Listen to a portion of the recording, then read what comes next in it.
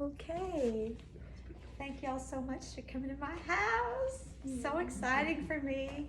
And I really wanted this just to be a time for you to come and receive and relax, enjoy connection, enjoy beauty and order, and have some fun. And it's kind of a reflection of my own life. So, newsflash, the person that's supposed to do the comedy sketch is sick. So it's me, and luckily I already had planned some stuff, and so I had going to do a combination of things, and then Josh is going to tell a story also. So we'll just keep it very very low key. So many of you that know me know that I've done a lot of relationship work. And I have decided that I am done chasing people that won't do the same for me. So after today, the ice cream man could go fuck himself. So, you know when you get in a relationship with somebody and you get that old tingling feeling when you see them, you like them so much. You know what I'm talking about, huh? Well, I'm here to tell you that tingling feeling is actually your common sense slowly leaching out of your body. You didn't know that. Don't say. Yes. So I decided that I'm just not dating, and I'm going to focus on my business, okay? The thing is, when you're starting out in a business, sometimes you have little gaps in your schedule, and sometimes you're doing nothing. In fact, I just checked my calendar, and it looks like I won't be giving a single fuck at all this week. So, you know how people say nothing is impossible? Well, that's not true. It's very possible because I do it all the time, and I'm really good at it too. Had a lot of practice with that. And also, I have decided I am done. I am stopping this following my dreams. I am just going to ask them where they're going, and I'm going to catch up with them later. I'm smart like that. I'm a smart fart. So, we have this community with these amazing people. We have some amazing times, and we have some not so amazing times, with all this drama and trauma. You know what I'm talking about, huh? Oh, well, yeah. I'm talking about, save the drama for your mama. And I decided that I'm going to get some of these people some jumper cables because they're always trying to start shit. So, meanwhile, I was wondering, what do normal people think about? I was sitting at the traffic light, and I was looking at this. You're asking the wrong crowd. I was looking at this construction site, and I saw this backhoe, and I'm thinking, I wonder why they call it a backhoe. Backhoe. Backhoe. Oh, I got it. Because butt slut is way too vulgar. She was like, that's too much for me.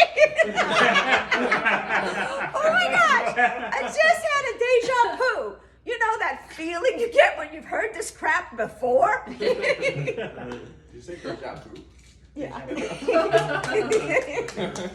Okay. That's adorable. I want to finish up with a little tidbit of wisdom that you probably don't know, and it's about yoga. Now, Zach here's a yoga teacher. How many of you like yoga? Yeah, I like the yoga. What I really want to do is tell you what yoga really is, because I don't think you know this. Yoga is spending an entire hour trying not to fart. I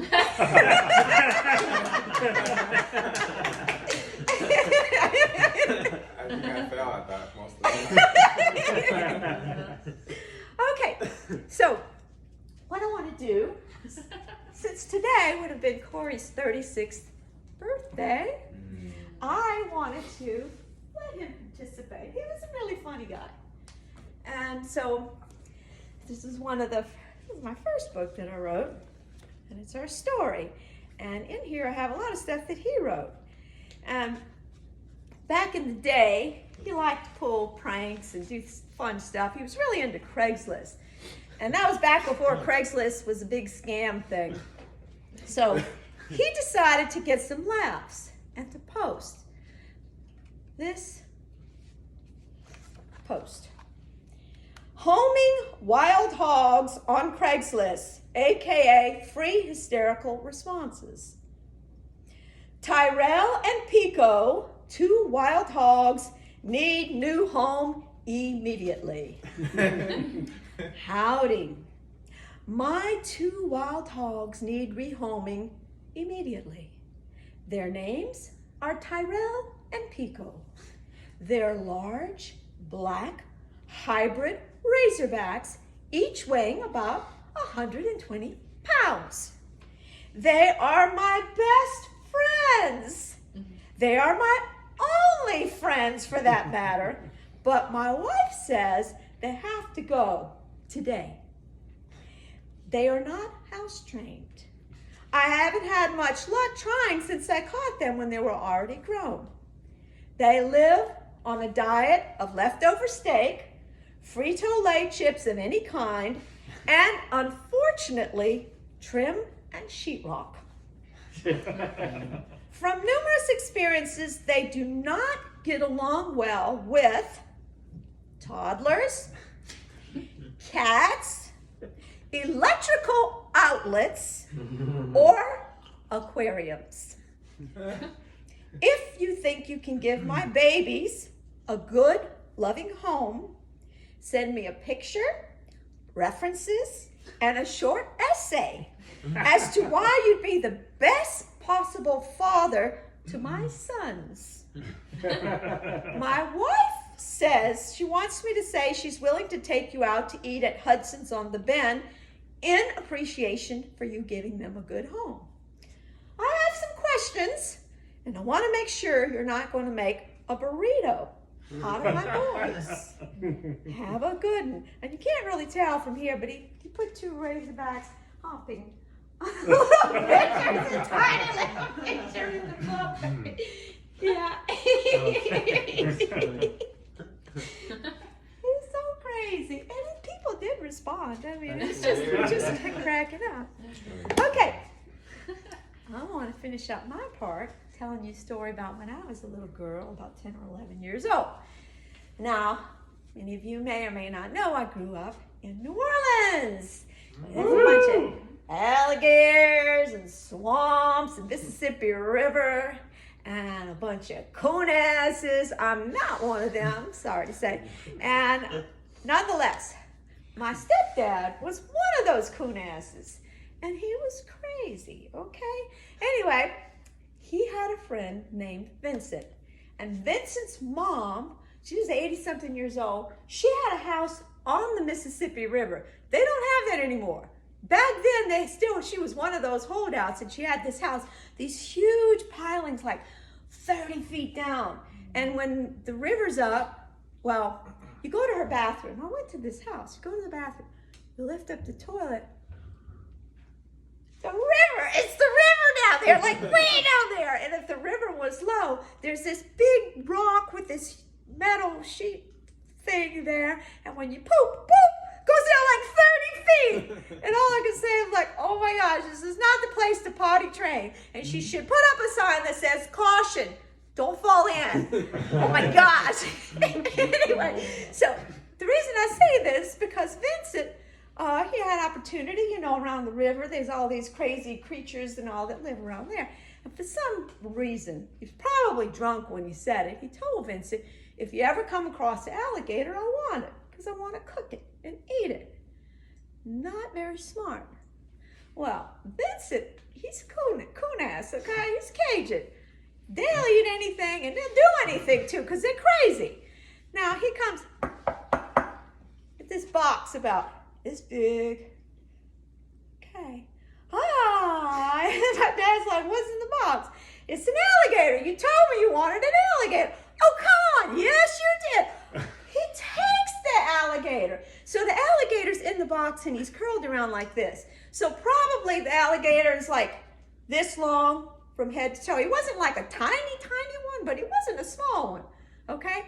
And so we had at that time, we had the main house and then we had this back apartment.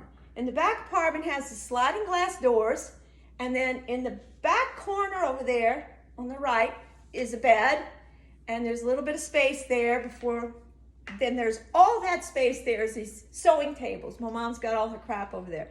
She's sewing. And so that night, he goes and puts the alligator, the box in front of the bed, and he leaves. And he's cooked some fried fish that night. And after we eat, he says, who wants to go and watch me feed the alligator? Now, mind you, there are 6 girls in the house, okay? So me and my 2 older sisters, we head on over to watch him feed the alligator. So he sits down on the bed, and here's the bed, here's the box, here's him, and there's Deanna, me, and Robin. And the door's over there. And so, meanwhile, he's like, throws that piece of fish down there where that alligator is. The alligator does not eat the fish. Instead, the alligator says, ooh, it's so scary. And I was like, the box is only about this deep, okay? And I'm like, I wonder if we could get out of the box. No sooner I said that, the thing reared up from his tail, straight up in the air, jumped out of the box.